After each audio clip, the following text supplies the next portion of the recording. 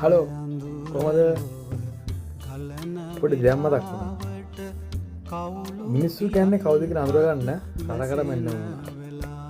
ඒ කියන්නේ ලංකාව හිටියනේ මම අවුරුදු 31ක් 32ක් විතර ලංකාවේ හිටියේ. ඒවල මම එක જાති මිනිස්සු ආශ්‍රය කරා.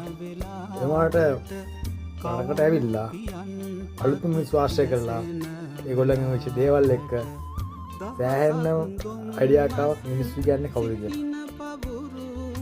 ඒක මාර ෆීලින් එකක්. ඒ කියන්නේ ඇත්තටම මට ලංකාවේ නිකන් ඒ කියන්නේ අනිත් මිනිස්සු ගැන එහෙම දැනුන්නේ නැහැ. ඒ වුණාට මෙහෙට ආවට පස්සේ මිනිස්සු කියන්නේ කවුද? ඒගොල්ලෝ හැසිරෙන්නේ කොහොමද?